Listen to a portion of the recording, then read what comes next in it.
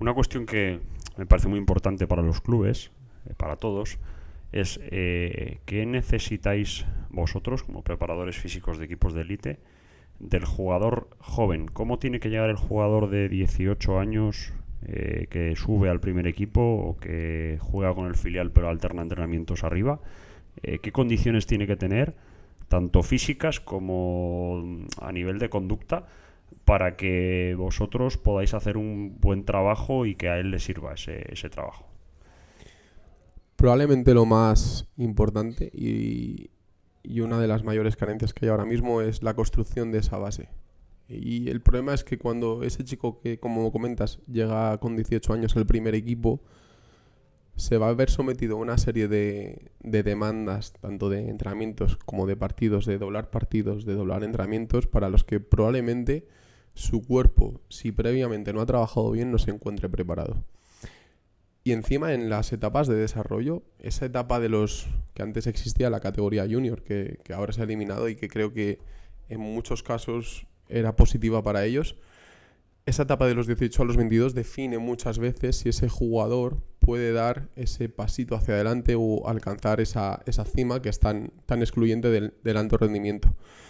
Eso se ha visto también en la evidencia que muchas veces en esa etapa, si se da un proceso lesional, el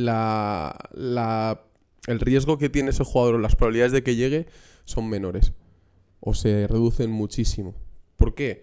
Porque aparte de la propia lesión que pueda llegar a tener, no entra él y entra otro. Entonces se ha perdido como su oportunidad de estar ahí. ¿Qué necesitamos? Que esa base esté construida. Esa base viene construida por un lado, de lo que comentabas, la parte motora, física, saber hacer los ejercicios, y lo otro que comentabas a nivel mental, el darle valor a esa importancia de la preparación física, el entender que no es algo a corto plazo, sino algo de lo que hablamos, por ejemplo, en el CAR, estamos sembrando para algo que a lo mejor brota en 2 años. Y eso es súper importante. Y yo soy consciente, cuando estamos trabajando con los chicos del CAR, tú hay charlas, hay discursos, hay frases que les das que a lo mejor en ese momento no les llega, pero en 8 meses, muchas veces además los jugadores requieren de un punto de inflexión, que un punto de inflexión puede ser perder una final, quedarse fuera de una convocatoria o una lesión, y ahí es cuando ese mensaje que se ha quedado ahí y has transmitido previamente, de repente brota. Entonces, cuanto antes se dé eso, mejor. En otros países, además, sobre todo, por ejemplo, los nórdicos o en Europa del Este, esa cultura de la preparación física existe, con diferentes conceptos, que además es otra tela que cortar súper interesante, pero es algo que está interiorizado, incluso a nivel como sociedad. Hace poco nos concentramos en Noruega con la selección española y teníamos un gimnasio de usuarios, como aquí puede ser un gimnasio normal, pero nos reservaban una sala. Cuando llegamos había, además, muchas mujeres usuarias haciendo levantamientos olímpicos con una técnica perfecta, sentadillas con cargas de 100, 110 kilos, unos trabajos con una calidad técnica brutal, y luego eran personas que se iban a trabajar de camarero, de oficinista o de lo que sea. Pero esa interiorización de la importancia del trabajo de gimnasio y de fuerza para la salud existía. Pues imagínate ya, si está integrado a ese nivel en la sociedad, en la base o en los jugadores que hacen deportes o alto rendimiento. Entonces, eso es lo que principalmente necesitaríamos. Y aquí hay algo que pecamos, y es la importancia que le da el entrenador de base a la preparación física.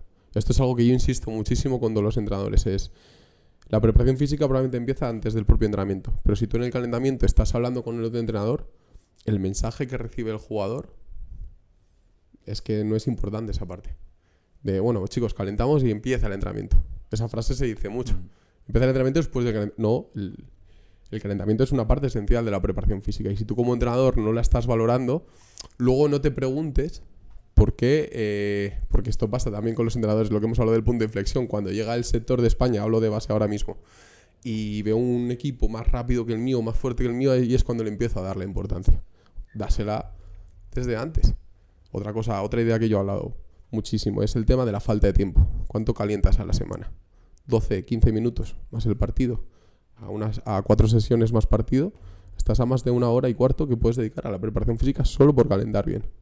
Entonces son pequeñas cosas que creo que son esenciales en la base, que ahora mismo tengo la sensación de que hay un proceso de cambio, pero que nos queda muchísimo por recorrer.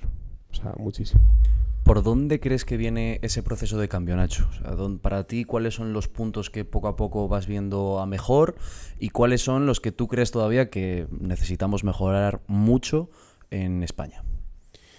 Bueno, probablemente el primer cambio que se está dando es la visibilización de la preparación física. Y creo que en eso, por ejemplo, hay un tema cultural que se traslada a todos los deportes. Sí que es cierto que hay otros deportes que esa importancia la tienen de antes. Por ejemplo, el rugby es un deporte que el tema de la preparación física, por sus condiciones, lo tienen probablemente un poco más interiorizado por esas necesidades que tienen también de esos contactos tan duros, esas necesidades de explosividad, pero también es un deporte concurrente en el que hay unas demandas también de correr muchos metros, de acelerar, de chocar, de replegar y el rugby, por ejemplo, es un ejemplo en ese tipo de cosas. Entonces, esa visibilización creo que se está empezando a dar ahora.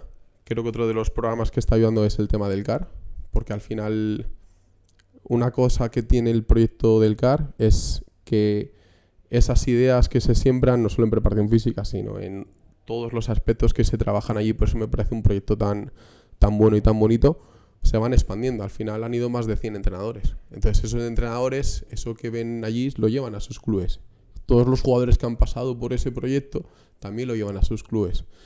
Y luego, esas necesidades en las redes sociales, que son un arma de doble filo, creo que también poco a poco están ayudando a ver o a visibilizar esa preparación física. El problema de las redes es, bueno, como ya sabemos, que ese filtro es inexistente y es otra de las cosas que tenemos que hacer, que es educar.